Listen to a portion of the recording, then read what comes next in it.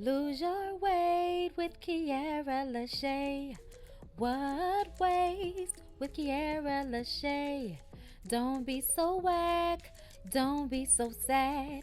Sign up now, work out with Kiara LaShae.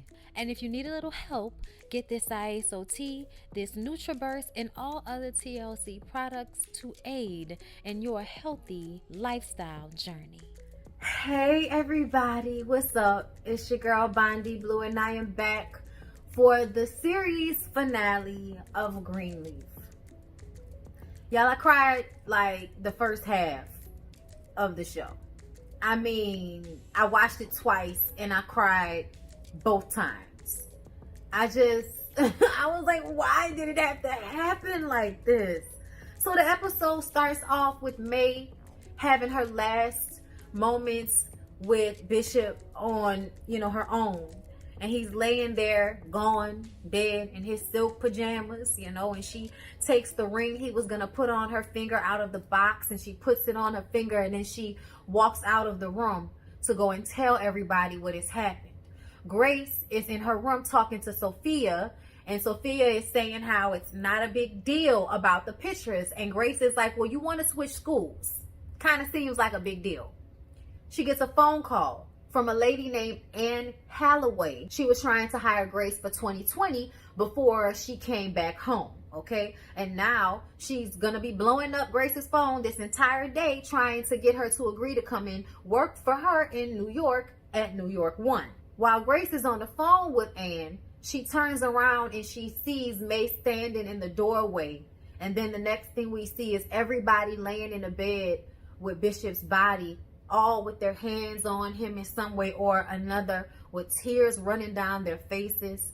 And it was so sad, y'all, and it reminded me of when my dad died, because we were all in the hospital, all around him, and my mom was just, constantly, shifting and tucking covers and, touching him the entire time, and he was gone, and they were about to take him off of life support.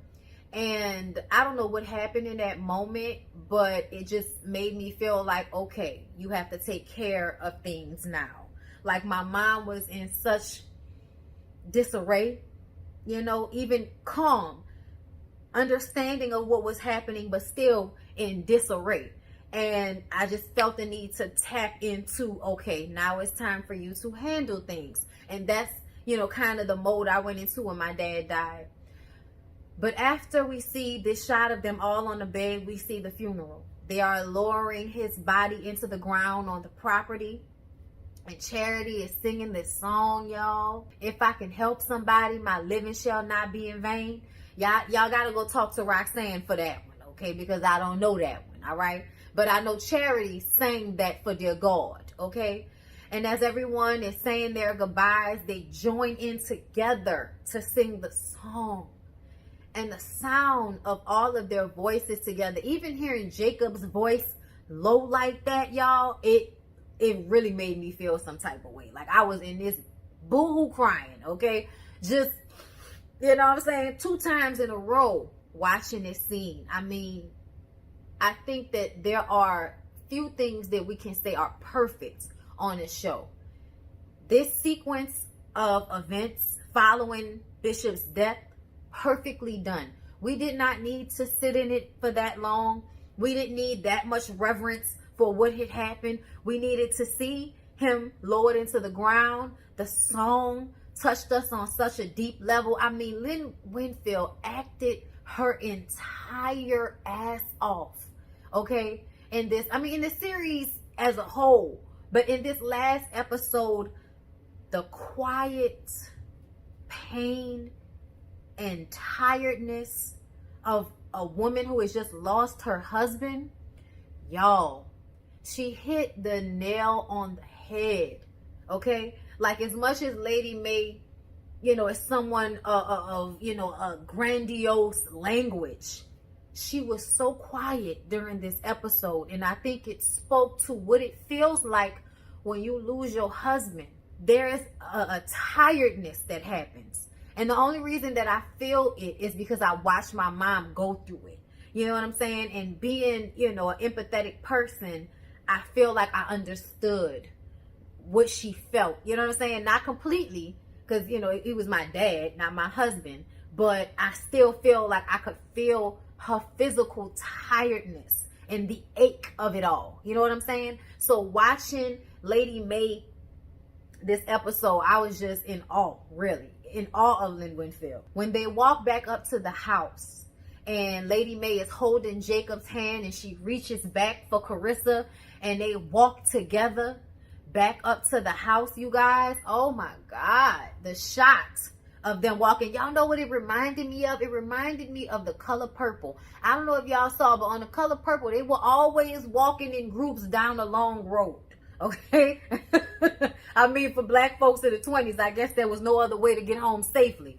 But, you know, I just watching that, that's what I clicked into. And I mean, we've seen that shot several times throughout the show. But still, like that moment, you know, it reminded me when Celie was reading Nettie's letters. And Nettie was talking about when the mother who had adopted, you know, her to help with the kids and all of that. The mama who, you know, was over the church and all of that. When she died, Corrine or whatever her name was, I couldn't remember what her name was, but they carried her body in the way everybody was like walking together. You know what I'm saying? On The Color Purple, that's what this scene reminded me of, y'all. And when she reached back for Carissa and Carissa grabbed her, and, you know, just in this moment of being a woman and recognizing the pain that this other woman is in, y'all, it was just, man, took me out emotionally, okay? So then they all sit down at the table to eat, and everybody's looking at Bishop's chair longingly, and AJ says, I don't understand how I could miss somebody who I didn't even know for that long. And, you know, everybody just kind of smiles to themselves, knowing how warm and loving Bishop was and how he could make you feel that way. I mean, we saw that for ourselves, especially these last few episodes. The time he took to talk to AJ. You know, and AJ was like, I'm definitely going to put that card together. I don't care if it takes me 10 years. I'm going to put that card together, you know. It was just a really beautiful moment, and even more so, like, just really pulling on the heartstrings. Like, Lord, I'm trying not to cry right now, Jesus. Right before they toast to Bishop, Mae gets called away. Misty is on the phone down at the church.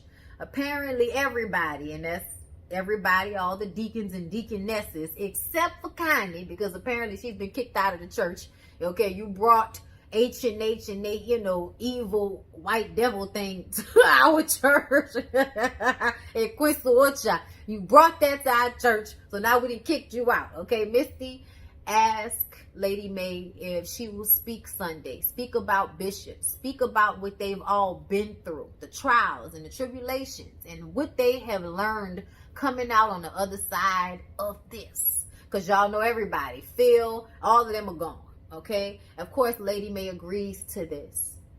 Y'all, we gonna get to it. Because, I mean, it was even more so with just the powerfulness of Lynn Winfield, man. Like, y'all, I was watching Thin Line Between Love and Hate yesterday. Just had it on, you know.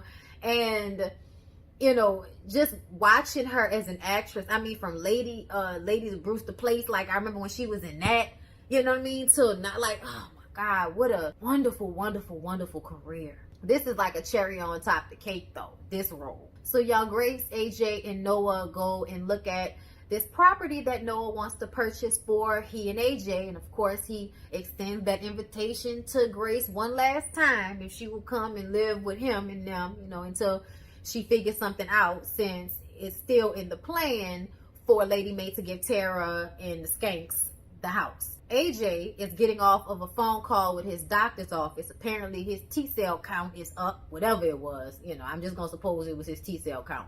And he's doing better. He's doing so much better. And she was like, oh my God, can I give you a hug? And he was like, can I give you a hug? You the one that hooked me up with the good doctor. And I'm like, well, duh, your mama got money, good insurance. She's been trying to help you this whole time. We are so grateful that you are finally taking the help, because nobody wants to watch you die of HIV/AIDS in 2019, you know, whatever time this is. You know what I mean? I think it was 2019 or 2020. I feel like they said it was May 21st, 2020. I feel like that's what I saw on the tombstone. And this is before the pandemic, so, you know. Or maybe in Greenleaf world, there's no pandemic. Child, look, I'll take it. When AJ and Grace are walking to the car, okay, this is obviously a car commercial for whatever car that was. Did y'all see when the review mirror flipped into the backwards camera? I was like, yeah, it's a car commercial. But he was saying that he wants to meet Darius. Okay, check him out. Make sure that he's up to par for his moms. I'm like, oh yeah? Oh yeah? All right, we'll take it from you. We'll take it from you. But this was a car commercial. Anyway, y'all, so Jacob is in his room playing chess. Obviously upset at everything.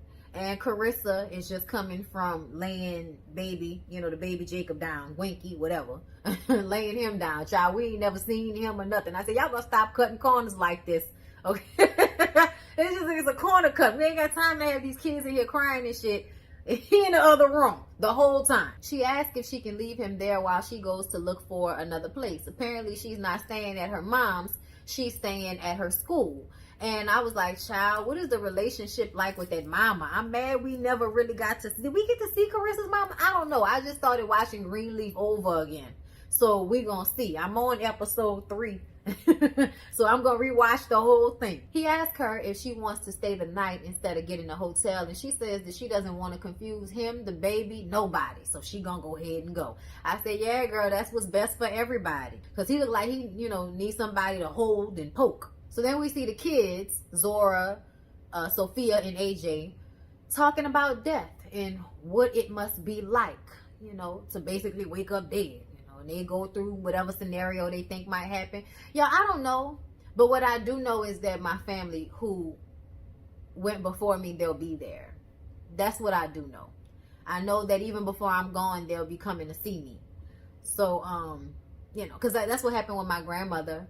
And I feel like it happened with my other family members as well. Like, seeing family members who passed before them, seeing them around in the days and in the hours before their own deaths. I saw it myself with my grandmother. So I feel like no matter what, my dad, my grandfather, my grandmas, my auntie Marcel, I feel like they'll be there when I wake up dead. That's what I pray for. But they asked AJ how he feels, and he's like, I'm just getting used to living. I don't want to think about what it is to die. And I was like, all right, okay, you better be optimistic. When in the midst of sorrow, you can't see up when looking down. A brighter day tomorrow will bring. Oh, you hear the voice of reason telling you this can never be done.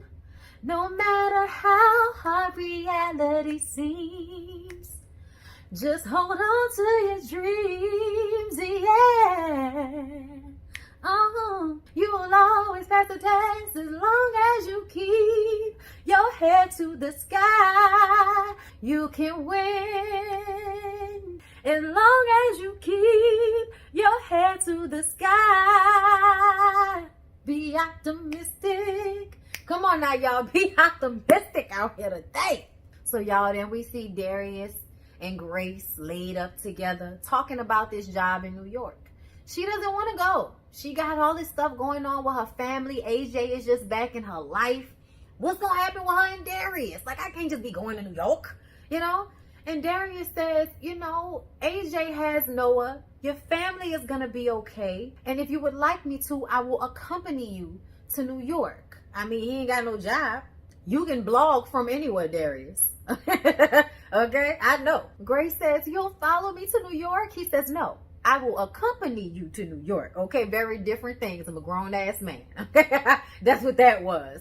And she was like, oh, I'm so glad. That's what I needed from you. She didn't even know, but that's what she needed. That's what she needed to know, that he was going to go with her. So I guess that settles the situation on whether Grace was going to pick Noah or Darius. She's picked Darius. Gotcha. The next morning, May tells everyone that she will be speaking this Sunday at the, reopening of Calvary. They just want her to speak about James. So that's what she's going to do.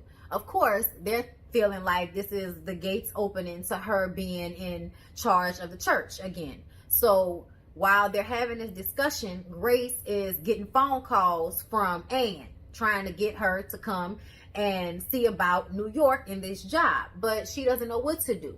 And May and Charity are like, hey, you listening? We talking to you. You gonna be down with church and everything? You helping? What's going on? You know? And she says, oh yeah, full speed ahead. I'll be there. But, you know, obviously something is going on. Then we see May and Corinne walking through Calvary. Okay. Hey, all right. Y'all know how I mean. And of course, Corinne mentions Bishop, and she says, do me a favor, Corinne, don't mention Bishop for the rest of the week until Sunday. Okay. They go into his office, which has been put back together as if he never left. And May asks for a moment alone. And Corinne says, should I have not put it all back together like this? And she was like, please just give me a moment, Corinne. So Corinne closes the door and, you know, lets her have her moments in her husband's space. You know, this space in this building that personified him and all his work. You know, it was just a moment. Jacob goes to see Tara down at the homeless shelter. She thinks all the stress that she and, you know, the rest of the skanks contributed to Bishop could have caused him to, you know, fall over dead the way he did. But Jacob says, no, we don't think about it like that, okay? He had a stroke, you know, this life, okay? It ain't have nothing to do with y'all. He asked if they can have more time in the house, seeing as though, you know, he just died. Give my mama a chance to get her bearings and find somewhere else to live. And Tara says, you know, you were so upfront with me when you first came to see me that I don't even really feel like there's any justice in this. We're just humans doing the best we can. I know how your mom feels, so tell her, you know, she can stay at the house. We're good. And he was like, really? And she was like, yeah. He was like, well, I thought you said that God was sending you a blessing. And she was like, well, maybe my blessing is different. And I was like, yeah, like in him, huh? Like in a big, tall, fine divorcee, huh? Like that's what that looked like to me. Child, Jacob gonna be going back and forth between the skanks, y'all. Whether it's gonna be Tasha or Tara, we don't know, but we can definitely see him with the sweet eyes for the little petite skanks women. Grace and Aaron are handling the last of Lionel's money by putting it into trust for her children, so she can feel like it's finally off her plate. Because honestly, you know, it's been stressing her out. I guess because it's tied to the big secret and all of that. But I'm like, I mean, we done all found out. What's the problem? We all know what it's hitting for. What's the issue? However, she talks to Aaron about how she's scared to take this job. And Aaron uses, you know, I guess a good metaphor to him, but it wasn't a good one to me, about how, you know, his friend told him, how does it help you to think or say that you being gay is a choice? It's not a choice. This is who you are. Stop trying to fight who you are and just be. And I guess trying to tell Grace, girl, you was a journalist. Go be a journalist. So she took that advice. Jacob tells May that Tara said that they could keep the house. And she says, really, I guess she is who she seems to be. And he said, I guess so. And I was like, yeah. Yeah. Okay, she gonna be a nice little addition to the family, ain't she? Then on Sunday, we see her walking into the church along with everybody else. I mean, there's so many people coming into the church saying, hey, Jacob, how you doing? It's so good to see you, baby. Oh, you know you're fine, boy. I don't see that wife. look, y'all know how church women be. I'm sure he had this conversation with somebody. And Tara's walking into the church and he's like, you know, Sister Skanks, where you going, Sister Skanks? And she's like, oh, how you doing? Well, you know, I had to come down here. They were talking about it on my favorite, you know, church radio station. They was talking about it. So I just decided to come on down and see, you know, what all the talk was about. And she also lets him know that she brought all her homeless people down to the church. And he's happy. You know, she was like, yeah, Tasha used to tell me that it was something you were really passionate about. And he was like, yeah, that's right. And she was like, well, maybe we can all work on that eventually. And I was just like, you know, I could definitely see him taking on the two of y'all as, you know, some in-house wives or something like that. I know it's not legal here, but I'm just saying, I could definitely see, you know, that happening. Y'all bringing on, why is that not legal here? Think about it, y'all. This is supposed to be the land of the free. Make it make sense as to why people can't have more than one spouse in America. I don't understand that. That's because they don't want you to build community. That's what that's about. But I'm gonna let it go. Different conversation for a different time. Not to say you can't have community without polygamy, but I'm just saying, I think that that's what the initial let's not have that happening here. That's what that was about. Okay? Because y'all think it's cool to have girlfriends. I mean, Lord have mercy. Yes, as long as you ain't got to take care of them for the rest of their life, it's cool. Before Tara walks away, he thanks her for letting them stay in the house. And she was like, no problem. Just another thing to add to the list of, Jesus-like things I did on earth, like turning down a mansion. I said, I know that's right. Hallelujah. So y'all, then we go into the church and Charity is singing, the opening hymn. What a mighty God we serve. What a mighty God, what a mighty God, what a mighty God we serve. After Charity finished singing, y'all, May comes out and everyone applauds. And, she's got that humility about herself, y'all. Let me tell y'all something. Lynn Winfield, if she wasn't supposed to be an actress, she really could have been a preacher. Because she gave me chills every time I watched her do this sermon. Every time I watch, and of course, she starts off by talking about James and how much she misses him and how she talks to him more now than she did in the last 10 years. And she asked him what to talk to them about. And he said, tell them something new. So that was the standpoint of her sermon about being made new and asking God to forgive us and make us what we thought we couldn't be. Forgive us when there was no forgiveness. Love us where there's hate. Like, she was just going off. Y'all, I have chills thinking about how every time she said, God, please make me new. Y'all, got chills right now. Okay, like, she did her thing, y'all. And whoever wrote the sermon, y'all, did they thing, y'all. Oh my God. That's why I always find value in religion. Even when I don't agree with some of it, I find the value in it. Because there are always moments like this that transcend. Because the energy of the person is genuine and transcending. So the message and the feeling transcends. Even when folks don't necessarily believe the same way that the person who's preaching does. Which is why, while all of this was going on, AJ, y'all, AJ is tearing up and crying. And when they call for people to come and turn their life over to God, child, the most uncomfortable part of a Baptist Methodist church experience, especially in a small church. In a big church, it's not that bad. But in a small church, Lord have mercy, they'll stay you down until you come forward. Child, they'll call you out if they know you like they did us. Never mind. Anyway, when AJ came down, and, you see Charity see him first, and she comes down, and then Jacob comes down, and then you see Grace come walking up behind him, and he kneels down, and everybody's crying, and the spirit of Bishop is definitely in the building, y'all. It was just really emotional. It was really emotional, and that's why this is the prime example of why I feel like if it works for you, great.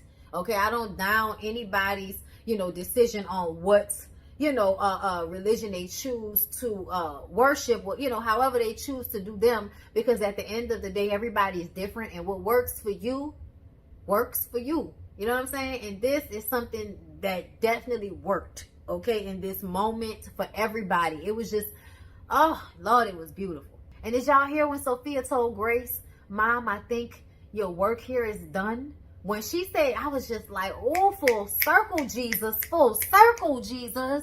After Grace and May talk in Bishop's office, and there's a picture of him in between the two of them while they're talking to one another. And Misty promised that she will be there preaching next Sunday and the Sunday after that.